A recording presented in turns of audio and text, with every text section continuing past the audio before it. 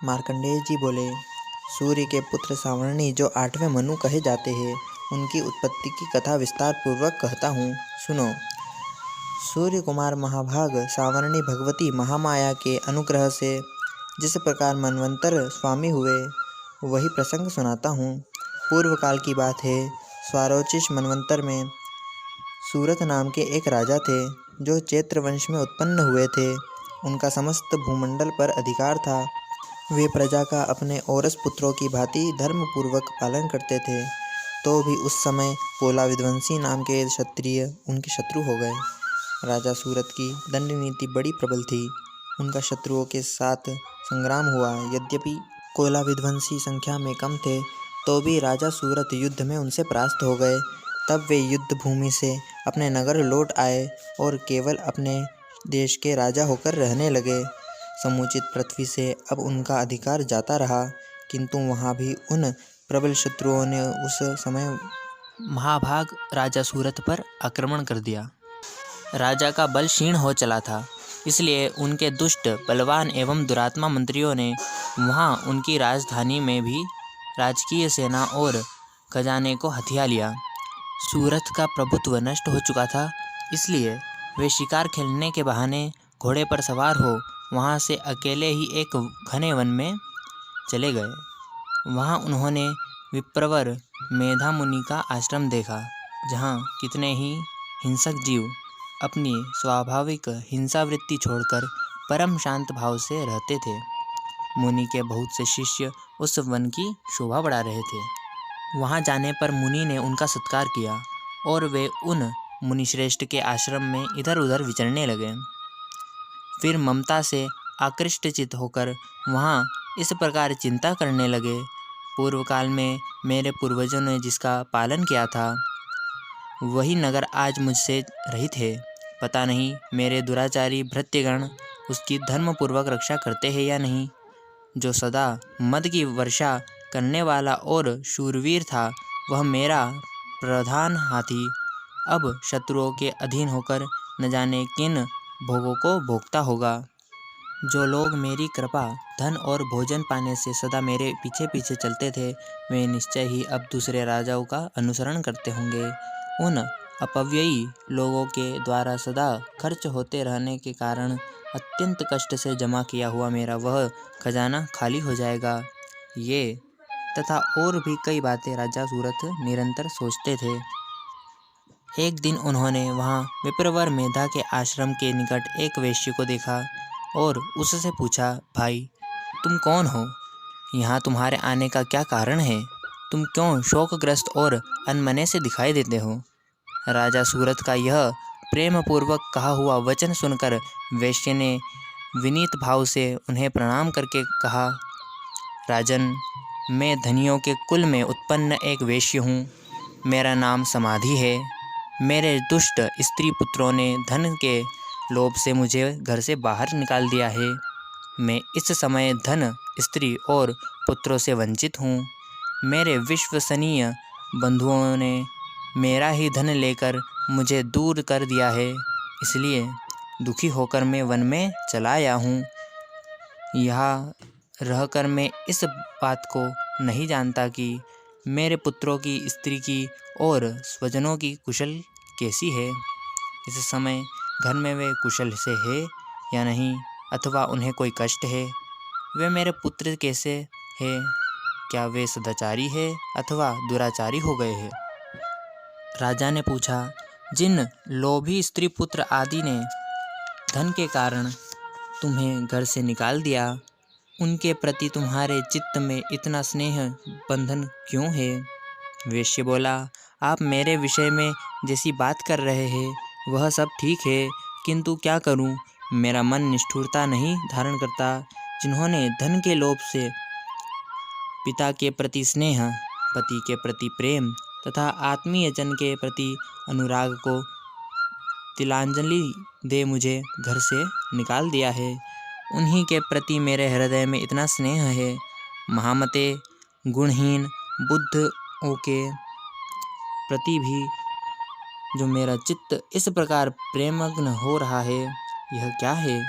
इस बात को मैं जानकर भी नहीं जान पाता। उनके लिए मैं लंबी सांसें ले रहा हूँ और मेरा हृदय अत्यंत दुखित हो रहा है। उन लोगों में प्रेम का सर्वथा अभाव है, तो भी उनके प्रति जो मेरा मन निष्ठुर नहीं हो पाता, इसके लिए क्या करूं? मार्कंडेय जी कहते हैं, ब्राह्मण तदनंतर राजाओं में श्रेष्ठ सूरथ और वह समाधि नामक वेश्य दोनों साथ साथ मेधा मुनि की सेवा में उपस्थित हुए और उनके साथ यथायोग्य न्यायानुकूल विनयपूर्ण बर्ताव करके बैठे। तत्पश्चात वेश्य और राजा ने कुछ वार्तालाप आरंभ किया। राजा ने कहा, भगवान, मैं आपसे एक बात पूछना चाहता हूँ, उसे बताइए। मेरा चित्त अपने अधीन न होने के कारण वह बात मेरे मन को बहुत दुखित करती है।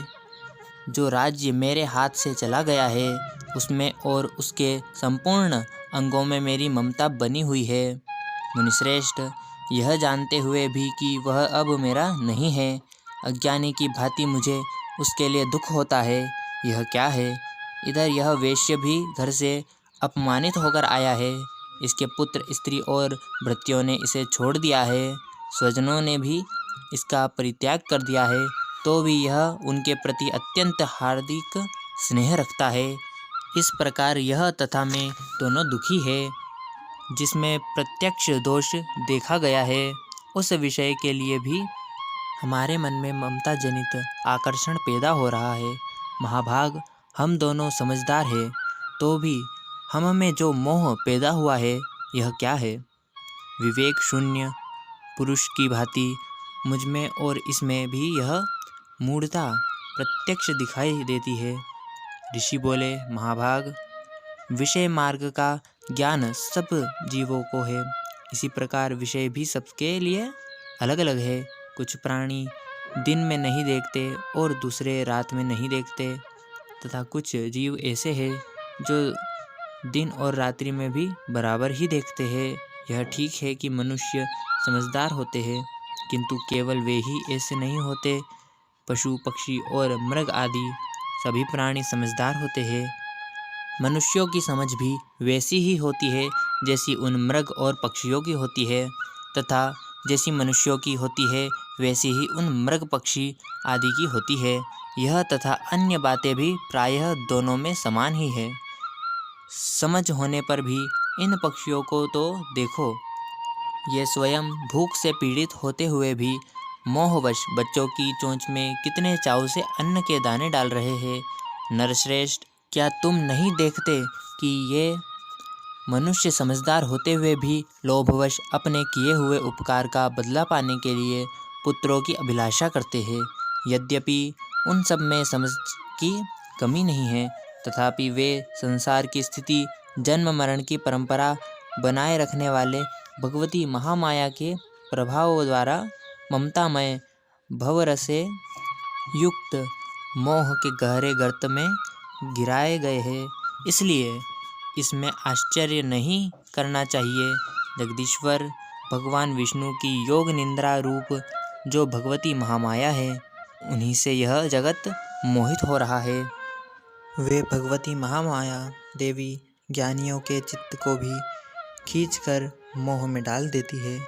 वे ही इस संपूर्ण चराचर जगत की सृष्टि करती है, तथा वे ही प्रसन्न होने पर मनुष्यों को मुक्ति के लिए वरदान देती है।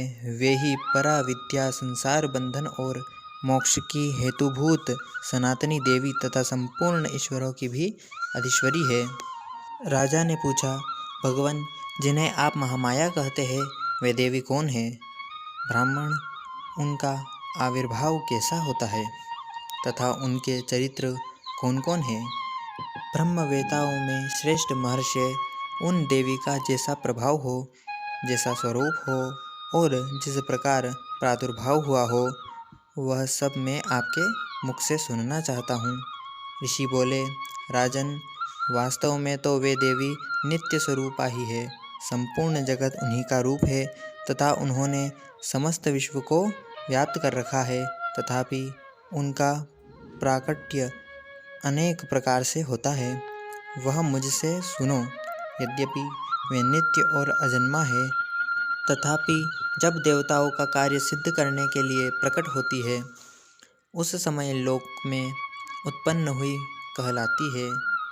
कल्प के अंत में जब संपूर्ण जगत एकार्णव में निमग्न हो रहा था और सबके प्रभु भगवान विष्णु शेषनाग की शैया बिछाकर योग निद्रा का आश्रय ले सो रहे थे, उस समय उनके कानों के मेल से दो भयंकर असुर उत्पन्न हुए, जो मधु और केटभ के नाम से विख्यात थे। वे दोनों ब्रह्मा जी का वध करने को तैयार हो गए। भगवान विष्णु के नाभि कमल में विराजमान प्रजापति ब्रह्मा जी ने जब उन दोनों भयानक असुरों को अपने पास आया और भगवान को सोया हुआ देखा, तब एकाग्रचित्त होकर उन्होंने भगवान विष्णु को जगाने के लिए उनके नेत्रों में निवास करने वाली योग निद्रा का स्तवन आरंभ किया, जो इस विश्व की अधीश्वरी, जगत को धारण करने वाली, संसार का पालन और संहार करने वाली तथा तेजः स्वरूप भगवान विष्णु की अनुपम शक्ति है। उन्हीं भगवती निद्रा देवी की भगवान ब्रह्मा जी स्तुति करने लगे। ब्रह्मा जी ने कहा, देवी तुम ही स्वाहा, तुम ही स्वधा और तुम ही वशटकार हो। स्वर भी तुम्हारे ही स्वरूप है, तुम ही जीवनदायिनी सुधा हो। नित्य अक्षर प्रण में अकार, उकार, मकार, इन तीनों मात्राओं के रूप में तुम ही स्थित हो तथा इन तीन मात्राओं के अतिरिक्त जो बिंदु रूपा नित्य अर्धमात्रा है, जिसका विशेष रूप से उच्चारण नहीं किया जा सकता, वह भी तुम ही हो। देवी तुम ही संध्या, सावित्री तथा परम जननी हो। देवी तुम ही इस विश्व ब्रह्मांड को धारण करती हो। तुमसे ही इस जगत की सृष्टि होती है, तुम ही से इसका पालन होता है और सदा तुम ही कल्प के अंत में सबको अपना ग्रास बना लेती हो।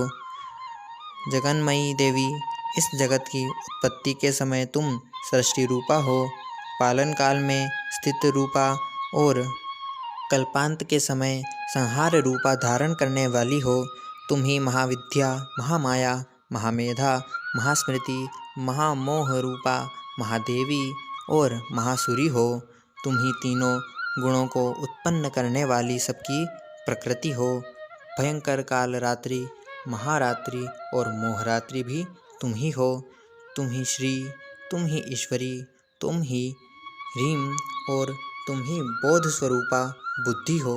लज्जा, पुष्टि, तुष्टि, शांति और क्षमा भी तुम ही हो। तुम खड्गधारिणी, शूलधारिणी, घोर रूपा तथा गदा, चक्र, शंख और धनुष धारण करने वाली हो। बाण, भुशुंडी और परीख, ये भी तुम्हारे अस्त्र है। तुम सौम्य और सौम्यतर हो। इतना ही नहीं, जितने भी सौम्य एवं सुंदर पदार्थ है, उन सब की अपेक्षा तुम अत्यधिक सुंदरी हो। पर और अपर सबसे परे रहने वाली परमेश्वरी तुम ही हो। सर्वस्व रूपे देवी, कहीं भी सत असत रूप जो कुछ वस्तुएं हैं और उन सब की जो शक्ति है, वह तुम ही हो। ऐसी अवस्था में तुम्हारी स्तुति क्या हो सकती है, जो इस जगत की सृष्टि का पालन और संहार करते हैं।